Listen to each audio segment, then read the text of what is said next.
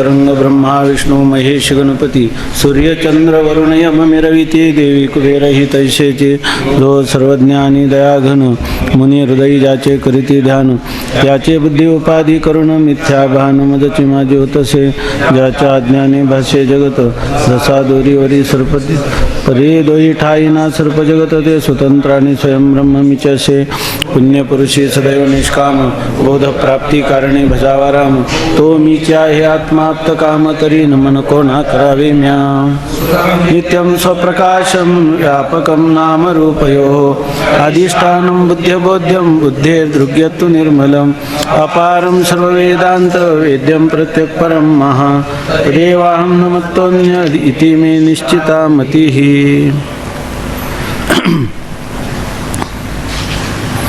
सहाव्या तरंगाचा प्रारंभ झाला. आता त्यामध्ये प्रथम चतुर्थ तरंगाचा अधिकाऱ्याला उत्तम अधिकारी असं म्हटलेलं आहे. पंचम तरंगाचा अधिकारी त्याला मध्यम अधिकारी म्हटलेलं आहे. आणि हा जो षष्ठ तरंगाचा अधिकारी आहे त्याला काय कनिष्ठ अधिकारी असं म्हटलेलं आहे. कनिष्ठ अधिकाऱ्याची बुद्धी तीव्र असते परंतु त्याला शंका अधिक उत्पन्न होतात. त्याचं कारण त्याच्या ठिकाणी ह्या पूर्वीच्या दोन अधिकाऱ्यांपेक्षा अधिक मल आणि अधिक विक्षेप असतो. म्हणजे त्याचं अंतःकरण अधिक चंचल आहे, अधिक त्याच्या अंतःकरणामध्ये पापवासना आहेत. त्याच त्याला प्रतिबंध रूपाने अनेक प्रकारच्या शंका उत्पन्न करतात. बुद्धी तीव्र असली तरी ती तीव्र बुद्धी परमात्म स्वरूपाला यथार्थ ग्रहण करू शकत नाही किंवा परमात्म तत्व त्याच्या बुद्धीवर यथार्थ रीतीनं आरूढ होत नाही. अशा प्रकारची स्थिती आहे. आणि त्याचं जे डोकं आहे ते नेहमी उलटं चालतं, सुलट चालत नाही. त्याच्यासाठी आता कालच सांगितलं होतं, पुन्हा थोडक्यात सांगतो. 6वा तरंग आला म्हणून. तर त्याच्यामध्ये असे ह्या शंका मनुष्याने घ्याव्या परंतु शंका कशा तर्क करावेत परंतु कसे करावे कुतर्क करू नये. तर्क्यताम मा कुतर्क्यताम तर्क करावे पण कुतर्क करू नये. आणि दुसरी गोष्ट आहे तर्कच करायचा झाला तर श्रुतिमतः तर्कः अनुसंधीयताम. श्रुतीला मान्य आहे ना, श्रुती सांगते ना जगत मिथ्या, तर जगत मिथ्या कसं आहे या रीतीचे तर्क करावे. जगत सत्य कसं आहे असे तर्क करीत बसू नये. जीव ब्रह्माची एकता सांगते ना श्रुती तत्वमशीनं, तर एकता कशी आहे यासाठी मनुष्याने आपल्या तर्काची शक्ती खर्च करावी. जीव ब्रह्माचा भेद सत्य आहे हे सिद्ध करण्यासाठी करू नये. आणि त्याच्यामध्ये फारसं निष्पन्न होत नाही, त्याच्यातून कोणत्याही प्रकारचा पुरुषार्थ तर सिद्ध होत नाही परंतु त्याच्यातून मनुष्याला अनर्थाची प्राप्ती होते आणि त्याची शक्तीसुद्धा बुद्धीची शक्ती व्यर्थ खर्च होते किंवा निरर्थक खर्च होते.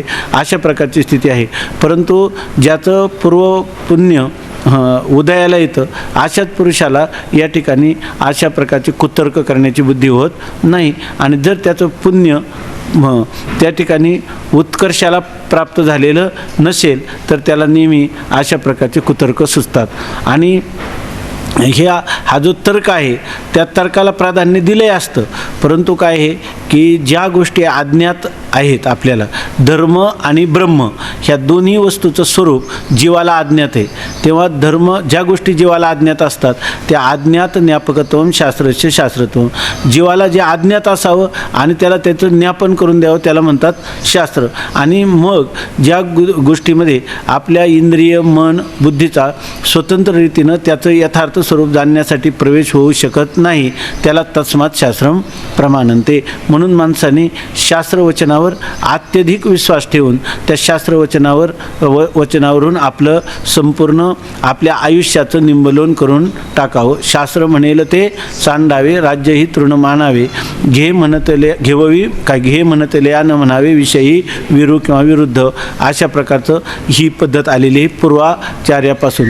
परंतु त्याच्यामध्ये जसं जसं त्यांनी लिहिलं की भाष्याच्या सुरुवातीला दिले अनुष्ठातृणाम कालोद्भवात. कामोद्भवात जसा जसा काल जातो तसतशी लोकांची शास्त्रावरची श्रद्धा कमी होते, अंतकरणात काम क्रोध आदी विकारांचं बाहुल्य होतं आणि त्यामुळं त्यांची बुद्धी जी आहे ती बुद्धी परमात्म स्वरूपाला आकलन करू शकत नाही, परमात्म स्वरूपाला यथार्थ ग्रहण करू शकत नाही आणि त्यांच्या अंतकरणात अनेक प्रकारच्या शंका उत्पन्न होतात आणि त्या शंकासुद्धा श्रीगुरु शरणागती सश्रद्ध करून त्याच्याद्वारा निवृत्त करत असताना देखील मनात पुन्हा पुन्हा हे जे शंकांचं किंवा तर्काचं वादळ आहे ते वादळ उठतच राहतं आणि याच्यासाठी फक्त एकच गोष्ट आहे का जोपर्यंत आता येऊ नयेत पण आले तर ते श्रीगुरुचरणाजवळ अनन्य होऊन त्या ठिकाणी परमात्म्याची प्रार्थना करून त्यांना निवेदन करत राहो, म्हणजे कधीतरी आपल्या ह्या शंकांचं जे काही असणारं वादळ हे कधीतरी शांत होतं.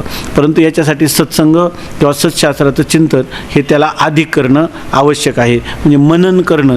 कारण काय ह्या ज्या शंका आहेत की परमात्मा आणि जीवात्मा यांतला भेद सत्य आहे की अभेद सत्य आहे याचं चिंतन करताना मनन अधिक पाहिजे आणि त्या मननाचं स्वरूप काय आहे त्या ठिकाणी प्रमाणांच्या द्वारा विचार करावा लागेल, सगळ्या प्रमाणांचं स्वरूप जाणून घ्यावं लागेल आणि ते चांगल्या प्रकाराने जाणून घ्यावं लागेल. तेव्हा त्या प्रमाणांच्या द्वारा काय आपल्याला परमात्मा आणि जीवात्मा यांच्यातील भेदाला बाधक आणि अभेदाला साधक अशा यौक्तिक अद्वैत ब्रह्मचिंतनाला मनन असं म्हणतात. थोडक्यात हा मननशीलत्वात मुनीही ते उच्चते, नेहमी मनन करायला पाहिजे. किती जोपर्यंत ह्या शंकांचं निराकरण होत नाही तोपर्यंत त्याच्या पाठीमागं हात धुवूनच लागावं लागेल, तेव्हा हे होईल. म्हणजे थोडक्यात श्रद्धा कमी पडली तर ह्या मननशील महात्म्याला आपले सगळे मुनी कुठे एकांतात जाऊन याचं चिंतन करतात की जेणेकरून निर्वेदपणे मनन करता येईल, परंतु त्याच्यामध्ये खूप मोठी तपस्या आणि खूप मोठी त्यांची ऊर्जा किंवा शक्ती खर्च होत असते. त्याच्यापेक्षा शास्त्रावर ज्याची श्रद्धा आहे त्याला हे श्रम होत नाही. इतकंच नाही तर त्याला तत्वमसी महावाक्य ऐकूनच तो कृतार्थ होतो. तो दुसरे का तुम्ही करा घटापटा नका जाऊ वाटा आमुचे, हा तार्किकांचा टाका संग पांडुरंग स्मराहो नका शोधू मतांतरे नुमगे खरे बुडालं. तुकाराम महाराज फार एक अभंग आहे, कालच कुठं ऐकलं ते तार्किक आहे ना, तर त्यांच्याविषयी फार तुकाराम महाराजांनी काहीतरी ही वेडी असं काहीतरी शब्दाचा त्यांच्याविषयी प्रयोग केलेला आहे, ही तार्किक लोकांच्या विषयी. पण आता इथं हा जो श्रीगुरूंच्या शरणागत झालेला आहे तर त्याच्यामध्ये त्यांना तर्क तो केल्याशिवाय राहत नाही, परंतु तर्क करावे ते श्रुतीच्या अनुकूल करावे, विरुद्ध करू नये. म्हणून आपण नेहमी दृष्टांत सांगतो, थोडक्यात सांगतो. त्या 3 भाऊ होते, त्यांची आई मरण पावली. त्याच्यातला एक भाऊ आळशी होता, दोघं कर्तबगार होते. त्या 2 भावांनी ठरवलं की आपल्या आईच्या अस्थी ह्या ब्रह्मकुंडामध्ये विसर्जन केल्या पाहिजे, आईला मुक्ती मिळेल. पण ते म्हणे आपण आपल्या कामात व्यस्त आहोत, तेव्हा हे काम हा आळशी भाऊ हा काही एरवी काही काम करतच नाही, तर याला हे काम सोपवून देऊ. त्याप्रमाणे त्यांनी तो घट त्याच्याजवळ दिला आणि त्याला सांगितलं की 300 किलोमीटर ब्रह्मकुंड आहे म्हणजे हरिद्वारचं, आणि त्या ठिकाणी तू जा आणि हे अस्थिचं विसर्जन कर. साधारणतः तू आळशी असल्यामुळं दररोज जरी तू किती 20 किलोमीटर चालला तर किती 15 दिवसात जाशील, तो विधी वगैरे करून परत येशील. मध्ये काही दिवस जरी गेले तर साधारणतः 35 दिवसाचा कालक्रम त्याला खंड दिला आणि त्याच्यात तू जाऊन येशील तिथे विधी करायला आणि जायला यायला 1 महिना. त्याप्रमाणे त्याला सांगितलं. त्यांनी सांगितलं काय हरकत नाही. हा घेऊन निघाला. रस्त्याने जाताना अनेक प्रकारच्या गैरसोयी, त्यामुळे त्याला वाटलं की आता अजून गेला तर निम्मच अंतर 150 किलोमीटर आलो आहे आणि अजून 150 किलोमीटर जायचं आणि पुन्हा तिकडून माघारी यायचं. बरं कोण पाहिले आज ती कुठं विसर्जन केल्या, म्हणून त्यांनी काय केलं एका डबक्यात टाकून दिल्या आणि परत आला. परत आल्यानंतर तो लवकर आला तर त्यांना असं वाटलं की हा 150 किलोमीटर जाणं आणि 150 किलोमीटर येणं 300 किलोमीटर 600 किलोमीटरचा प्रवास त्यांनी निम्म्या वेळेतच आटोपला. मग त्या भावानं एक दिवस एक भाऊ त्याला म्हटला की दादा मला अशी शंका येते, हा मुळातच आळशी आणि इतक्या लवकर आला, याला विचारलं का तुम्ही चांगलं? ते म्हणून विचारलं.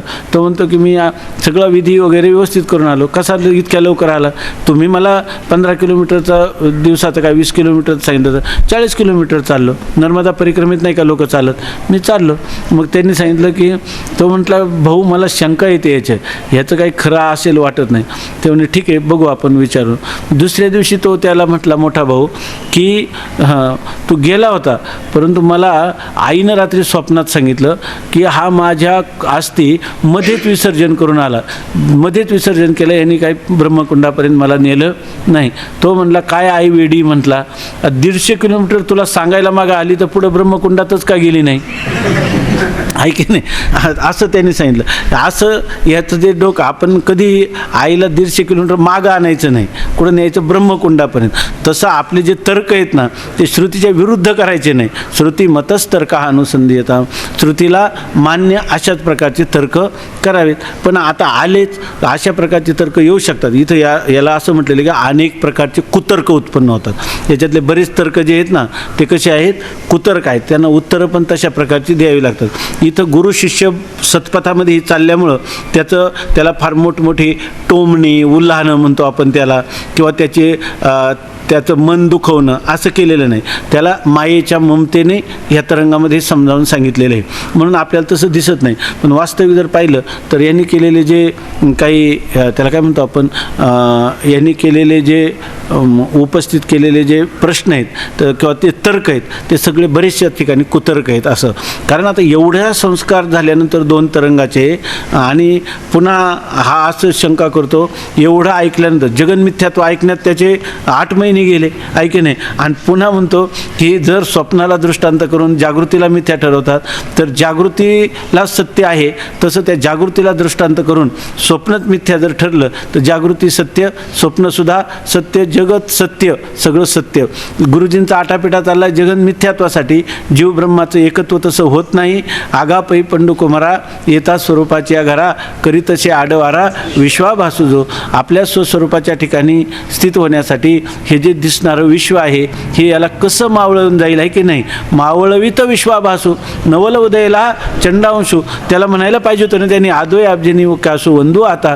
त्याच्या आधी आहे की नाही, ज्या गुरुंनी मला अविद्या राथी रुसवनिया गेली ज्ञाना ज्ञान चांदनिया, जो सोबोध करी जो सुधीन करी ज्ञानिया स्वबोधाचा, असं त्यांनी पर्वचा द्यायला पाहिजे होता श्री गुरूंच्या पुढं. त्याच्याऐवजी याचं डोकं काय चाललं उलटं. गुरुजींना जे काही सत्यत्व आपलं मिथ्यात्व प्रतिपादन करायचे त्याच्याऐवजी तो काय करतो, स्वप्न मिथ्या हे सगळ्या जगाचा अनुभव आहे. याला पण याचा अंतर्मन कधी म्हणाल काय स्वप्न खरं आहे म्हणून, कधीही म्हणा. याला स्वप्नात लागलेली जी तहान आहे किंवा स्वप्नात यांनी कोणाला पैसे कर्जाऊ दिले असतील तर ते घेण्यासाठी तो जागृती त्या माणसाकडे, त्या कुळाकडे जाईल काय कधी. हा अनुभवाचा कधी आपलाप करता येतो का. तरीसुद्धा अनुभवाचा आपलाप करता येत नाही, तरीसुद्धा हा इथं मात्र आपल्या अनुभवाचं काय करतो, उपेक्षा करतो आणि त्या तर्कशुद्ध आपलं तार्किक बुद्धीचा उपयोग करायला प्रवृत्त झाला आहे. अहो ते बुद्धिवैभवम, आहे की नाही. त्याचं काय त्या बुद्धीचं ऐश्वर आहे. परंतु हे गुरु काय करतात, अनुक्रोशती श्री गुरु ना, हे गुरुंना काय ते अनुकंपा येते, त्याची दया येते आणि म्हणून त्याला ते सांगण्याला प्रवृत्त झालेले. तर तो काय म्हणतो, आता आपण करू, सर्व लोक जगाला जागृतीला सत्य ठरवतात की नाही, सर्व लोक जागृतीला सत्य ठरवतात, सगळे लोक जगतालाही सत्यच मानतात. हेच गुरु असे कोणतरी बोटावर मोजण्यासारखे लोक आहेत. आणि ते काय पुन्हा त्याचे ते सांगतात, बहुनाम जन्मनाम अंते ज्ञानवान माम प्रपद्यते वासुदेव हा सर्वमिती स महात्मा सुदुर्लभा, अशा प्रकारची स्थिती. याच्यापेक्षा सगळ्या लोकांचं जे चालले त्याला लोकांना अनुसरून करावं, कशाला नवीन काय काढायचं, जगन मिथ्या आहे की नाही. मग तो म्हणतो सगळ्या लोकांना अनुसरूनच केलं पाहिजे. कारण त्यांनी लिहिलंय काय, यद्यपि यद्यपि सत्यमच्या ऐवजी दुसरा शब्द आहे बहुतेक, सत्यम, तो अर्थ तोच आहे. यद्यपि सिद्धम आहे काय मला, यद्यपि सिद्धम लोकविरुद्धम. जरी एखादी गोष्ट सिद्ध असली तरीसुद्धा लोकविरुद्ध जर असली, नाचरणीयम तिचं आचरण करू नये. जरी आता यांचं सत्य असलं तरीसुद्धा लोकविरुद्ध आहे. कारण बहुमत जर घेतलं तर याच्यामध्ये किती लोक म्हणतील जगन मिथ्या आहे, किती लोक म्हणतील. फार थोडे. विरळा ऐसा कोणी, आहे की नाही. आणि ते सुद्धा कसं आहे, त्यांनी सांगितलं काय, मागं सांगितलं, अनेक लोकांपैकी काही लोक प्रवृत्त होतात. मनुष्यानां सहस्रेषु कश्चित येतती सिद्ध आहे, येततामपि सिद्धानां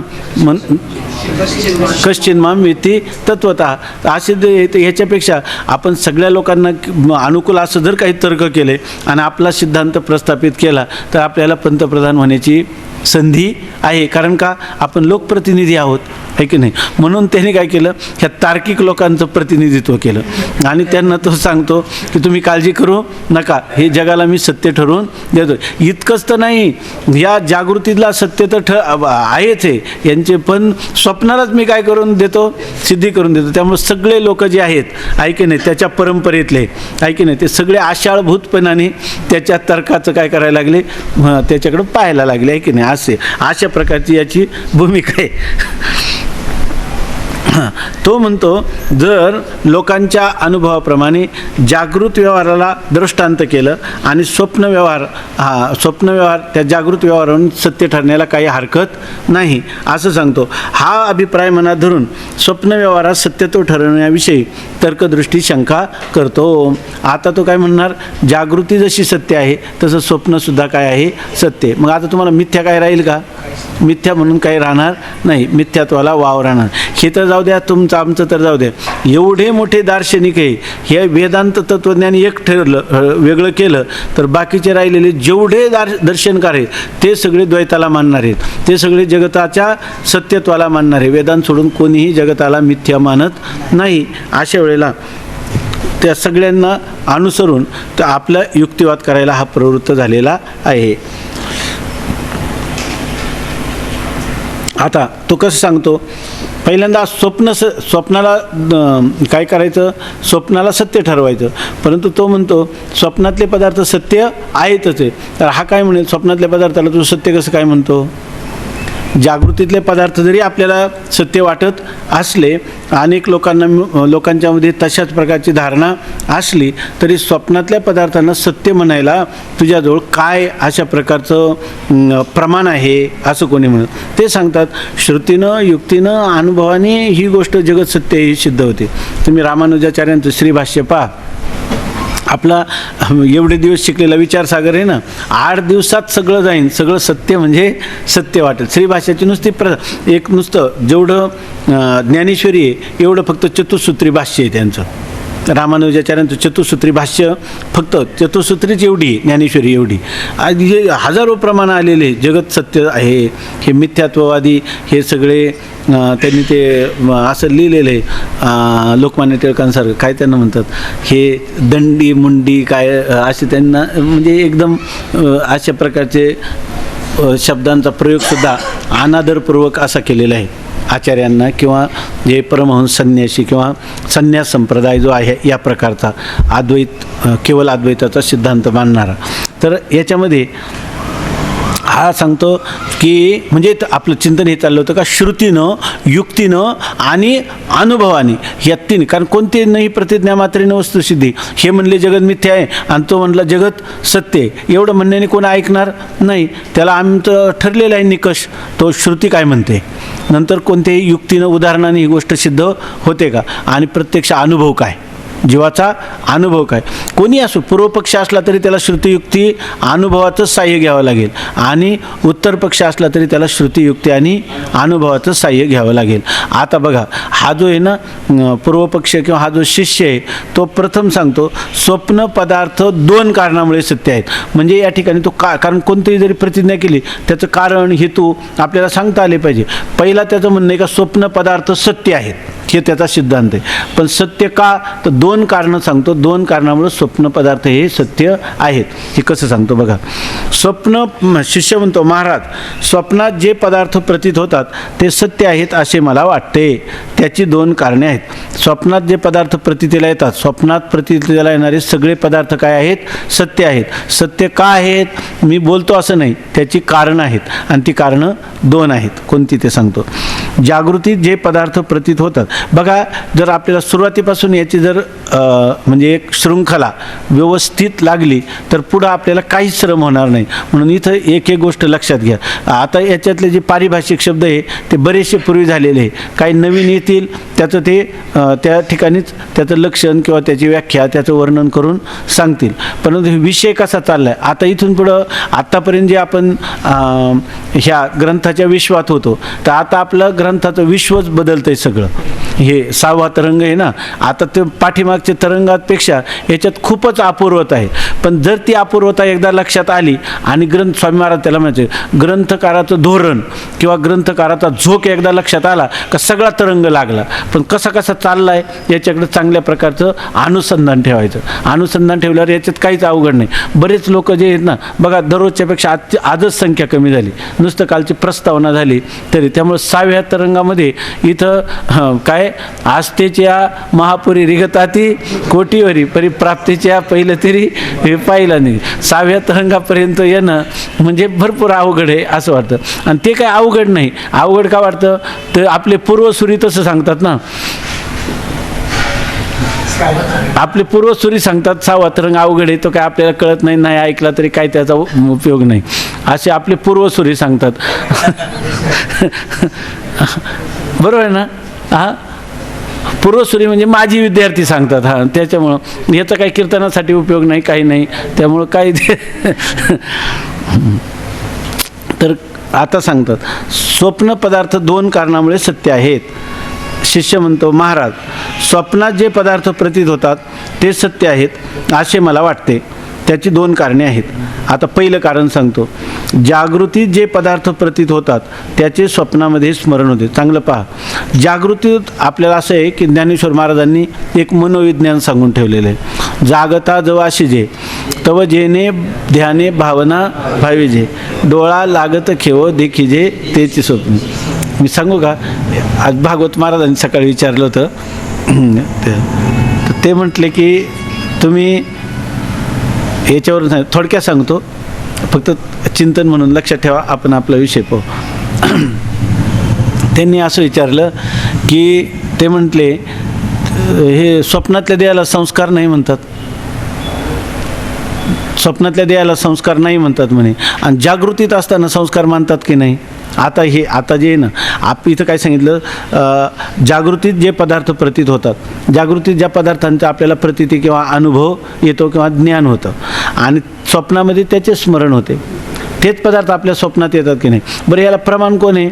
माऊली सांगते ना, जागता जव अशिजे, जोपर्यंत मनुष्य जागृतीत आहे तो जेने ध्याने भावना भाविजे, ज्या ज्या प्रकारची आपण भावना करू त्याच्या ठिकाणी चित्ताची एकाग्रता करू, तसं डोळा लागत खेव देखील त्याची स्वप्नी, ते डोळ्यामध्ये आपल्या लोक म्हणतात ना काय, मनी वश्यते स्वप्नी दिशे, मनात जागृतीत जसं चिंतन होतं तसंच आपल्याला काय होतं, स्वप्न देखील पडतं, असं मानलं की नाही. मग आता जागृतीतले जे संस्कार आहेत ते संस्कार आपल्याला कुठं, त्या संस्कारामुळेच आपल्याला काय होतं, स्वप्नामध्ये जसे संस्कार असतील तशा प्रकारचं स्वप्न पडतं, असं साधारणपणे आपल्याला अनुभव आला की नाही. का वेगळं आहे काही, आणि ही गोष्ट आपण लगेच मान्य करतो की नाही. माऊलीनं सांगण्याच्या अगोदर मान्य आहे, आणि पुन्हा माऊलीनं सांगितल्यावर ते तर आपल्याला अधिक उपोद्बलक झालंच आहे की नाही. असं आहे. तर ते काय म्हटले की मग जागृतीतल्या देहा तुम्ही संस्कार मानतात, मग स्वप्नातल्या देहाला नाही का संस्कार, स्वप्नातल्या देहाला नाही का. स्वप्नात एखाद्याने एखादं कर्म केलं तर त्या कर्माला कारण काय म्हणता तुम्ही, पूर्वीचे असणारे संस्कारच मानणार की नाही. बरोबर. आणि तुम्ही काय म्हणता, ज्यावेळेला वेदांताचं चिंतन करतो आपण त्यावेळेला लोक म्हणतात की स्वप्नातल्या देहाला कुठले संस्कार आले. याच्यातून तुम्ही काय करता, जागृतीतल्या संस्काराला सुद्धा उडवून लावता. असं ह्या केवळ अद्वैती अनुभूती संपन्न महापुरुष सहसा याच भाषेत सांगत असतात, आहे की नाही. बरोबर आहे ना. बरोबर आहे, याच्यामध्ये काही अन्यथा नाही ना. मग असं पण जर खरं पाहिलं ते म्हणताना आपल्याला गोड वाटतं की नाही. मग स्वप्नातल्या देहाला संस्कार मानले पाहिजे असं म्हण. पण खरं सांगा, जेव्हा मनुष्य जागृतीत येतो, बरोबर ना, त्यावेळेला त्याला स्वप्नातल्या क्रिया सत्य वाटतात का स्वप्नातलं शरीर सत्य वाटतं, का स्वप्नातले संस्कार सत्य वाटतात? मग खऱ्या अर्थाने अनुभव काय आहे? अनुभव असा आहे, संस्कारापासून तर होणारं सर्वच प्रपंच, स्वप्न प्रपंच हा पूर्णपणे मिथ्या आहे, असाच त्याचा अनुभव आहे. आहे की नाही? मग त्याला तुम्ही संस्काराला सत्य म्हणण्याने काय होणार आहे? आहे की नाही? मग जर तुम्हाला खरंच जर तत्वाचा स्पर्श झाला तर तो मनुष्य स्वप्नात देखील संस्कार मानले पाहिजे असं म्हणेल का जागृतीत देखील संस्कार मिथ्या आहे असं म्हणेल? जागृतीत देखील संस्कार जर तुम्ही मानले. दुसरी गोष्ट अशी, काही लोक काय म्हणतात, चांगलं लक्षात घ्या आणि त्याचा अनर्थ करू नका. काही लोक काय म्हणतात, जीवनमुक्तीच्या विलक्षण सुखासाठी जर प्रतिबंध कोणता असेल तर पूर्वसंस्कार प्रतिबंध करतात ना. जीवनमुक्तीचं विलक्षण सुख भोगू देत नाही, म्हणून त्यांनी काय केले पाहिजे, पुन्हा जीवनमुक्तीच्या विलक्षण सुखासाठी काही नसलं तरी संस्कार मात्र त्यांनी चांगले केले पाहिजे. कारण प्राप्त हे पुरुषे इंद्रिय लाळिली कौतुके तरी आक्रमीला दुःखे संसारिके, असं त्याचं दिसतं की नाही. म्हणून ज्ञानवान पुरुषांनी सुद्धा काय केलं पाहिजे, ज्ञानवान पुरुषांनी सुद्धा वृत्ती अंतर्मुख ठेवण्याची साधना केली पाहिजे. आणि तो संस्कार जर त्याच्या ठिकाणी झाला तर तोच संस्कार उद्भूत होत राहील की जेणेकरून त्याला अंतर्मुख वृत्तीमुळं आत्मानंदाची अभिव्यक्ती होत जाईल. त्यालाच म्हणतात विषया वाचून निर्विषय, निरतिशय, आहे की नाही, निरपेक्ष, असं निरुपाधिक असं विषया वाचून त्याला काय होईल, सुखाची उपलब्धी होईल. कधी होईल, जर ते संस्कार केले तर. बरोबर आहे ना, संस्कार असतील तर. आता खरं सांगा, हे संस्कार आपल्याला उपयोगी नाहीत का? उपयोगी आहेत, बरोबर आहे ना. परंतु हे जे संस्कार आहेत, हे संस्कार सत्य असले म्हणजेच असं होईल का मिथ्या असले तरी चालेल का किंबहुना मिथ्याच असतात? म्हणून त्या ठिकाणी जर आपण आग्रह धरत असू, काय तत्वज्ञ पुरुष जर जीवनमुक्तीच्या विलक्षण सुखार्थ होणारे जे संस्कार आहेत ते संस्कार आत्म्यावर आहे का अंतकरणावर आहेत? अंतकरण मी आहे का अंतकरण माझं आहे? अंतकरणाचा आणि माझा कोणत्याही प्रकारचा संबंध. यद यत्र अध्यस्तम तत्र काय तद्गुणेन दोषेन वापी अनुमात्रमापी न संबद्धते. अशी जर स्थिती अद्वैत तत्वज्ञानाची ज्याला कळली असतील तो त्या ठिकाणी संस्कारामध्ये प्रवृत्त होताना त्याला त्या संस्काराचं कौतुक आहे का? तो त्याच्याविषयी सत्यत्व बुद्धी किंवा त्याच्याविषयी महात्म्य, त्याच्याविषयी गौरव चित्तात धरून प्रवृत्त होईल का लीलया प्रवृत्त होईल? लीलया प्रवृत्त. बरं, प्रवृत्त नाही झाला तरी त्याची जीवनमुक्ती कुठे गेली का? त्याची कुठे गेली का? नाही. बरं, ते संस्कार आत्म्याला आहे का अंतकरणाला आहे? अंतकरणाला आहे. मग जर एखादा पुरुष आग्रह करत असेल, काय जरी आत्मा असंग निर्विकार असला तरी सुद्धा संस्काराची आवश्यकता आहे, तर त्याला आत्मा विकारी कळला का आत्मा संस्कारी कळला? त्याला आत्मा विकारी आहे म्हणून त्याच्यावर काय करायचं, म्हणजे आत्म्याच्या ठिकाणी विकृती होते म्हणून त्याच्या ठिकाणी संस्कृती पाहिजे, असंच त्याचा अर्थ झाला की नाही? त्याला काय झाला, आत्मा कळलाच नाही. बरं, त्याच्या आता एवढंच सांगतो, ज्याला खरं आत्मस्वरूपाचं यथार्थ बोध झालेला आहे तो पुरुष काही संस्कार करण्याचा प्रयत्न करणार नाही काय? करेल. करील पण. आणि केला म्हणजे त्या संस्काराने युक्त आत्मा होईल काही त्याचा? नाही. ऐकी नाही. बरं, तो प्रयत्न करताना हे जाणून करेन का आत्मा असंस्कार? चांगलं एवढंच लक्षात घ्या, आत्मा काय हे संस्कार्य नाही, विकार्य नाही, काय प्राप्य नाही, ऐक नाही. बरोबर आहे ना. पण काय आहे, जीवनमुक्तीच्या विलक्षण सुखासाठी इथे सुद्धा अर्थवादच आहे. परंतु काय आहे, बरं असतं, आहे की नाही, थोडं म्हणून काय करतं. आणि माझा बोध आहे, कोणता बोध आहे माझा, की हे सर्व काय आहे, मिथ्या आहे की नाही. वास्तव अद्वैत आहे आणि कल्पित द्वैत आहे. कल्पित द्वैताचं असणारं जे अंतकरण त्याचं संस्कार केल्याने कुठे बिघडलं असं मी जाणून करतोय. अज्ञानी पुरुष जो संस्काराचा प्रयत्न करतो तो न जाणून करतो, आहे की नाही. आणि मी काय हे जाणून, आता खरं सांगा, असा त्याचा बोध असेल की नाही?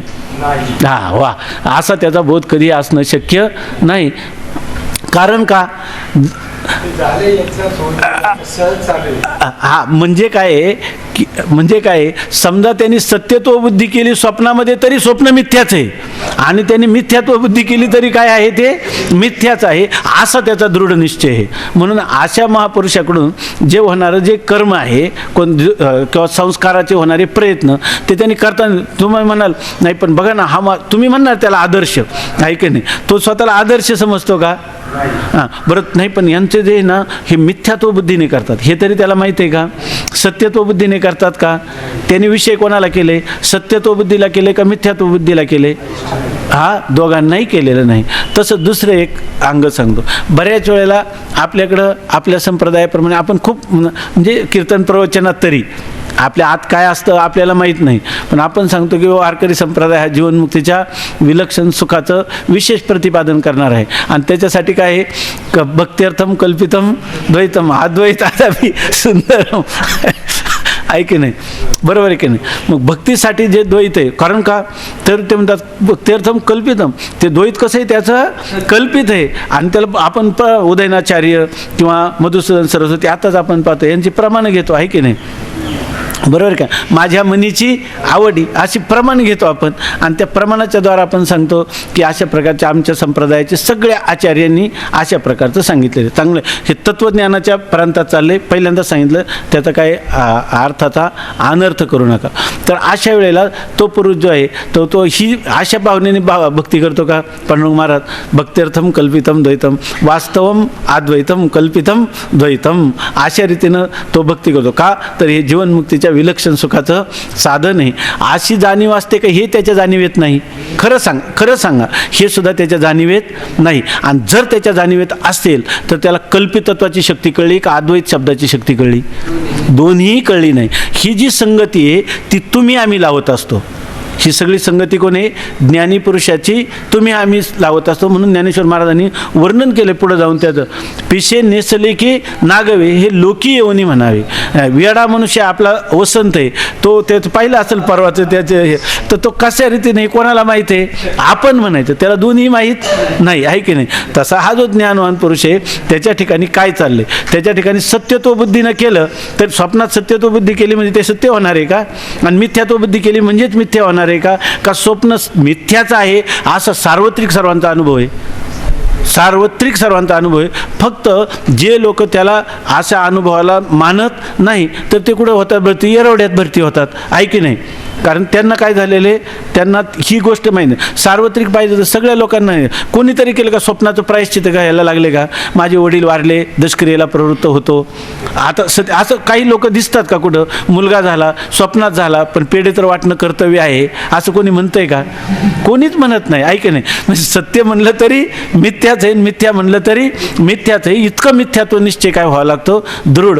तर याच्यातलं मग त्यालाच आम्ही म्हणतो जीवनमुक्तीचं सुख. परवाच रामानंदांचं एक दृष्टांत वाचलं, त्यांनी सांगितलं जीवनमुक्त पुरुषाची संगती सांगा. नेमकं काय? आम्हाला माहिती आहे की काय संगती आहे त्याची. तो प्रारब्ध कर्मात भोगून संपतो, संचित काय होतं? दग्ध होऊन जातं.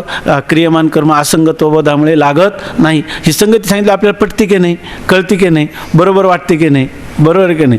ते म्हणतात ही संगती लावीत बसू नका. नाथ महाराज तर म्हणतात तुम्ही जीवनमुक्त व्हा, याच्यासाठी त्याची लक्षणं आहेत. त्या दुसऱ्या कशासाठी सांगितलेच नाही, तुम्ही जीवनमुक्त व्हा याच्यासाठी सांगितलेले. तर आता काय चाललं होतं आपलं की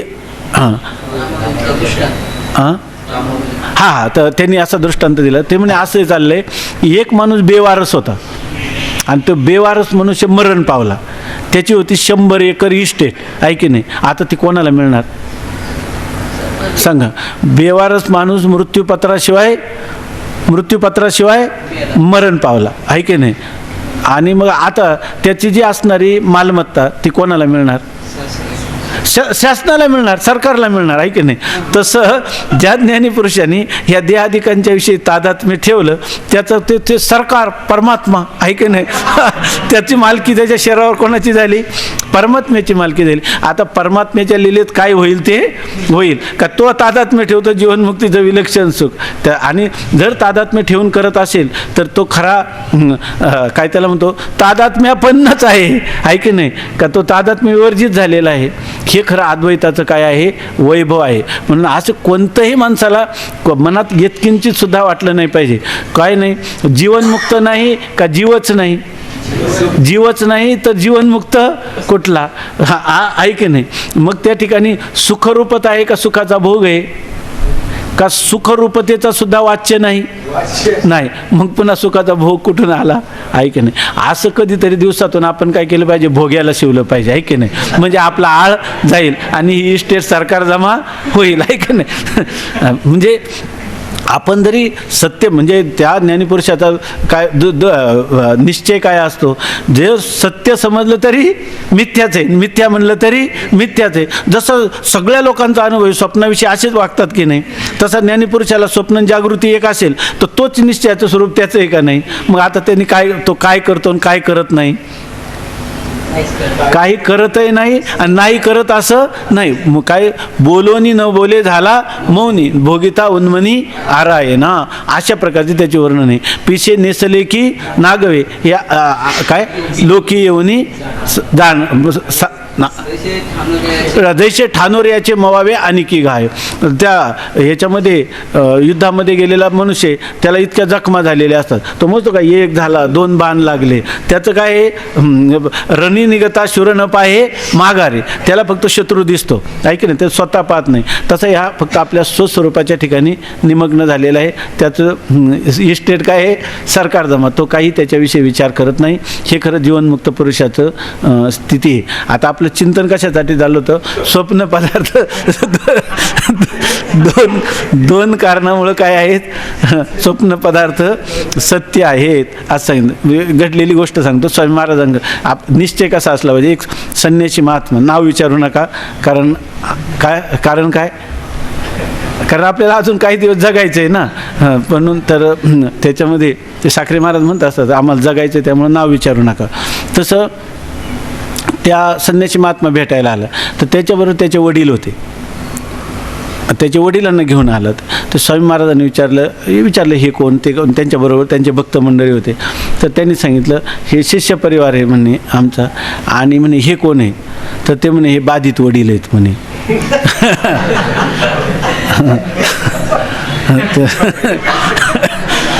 त्यांचे वडील.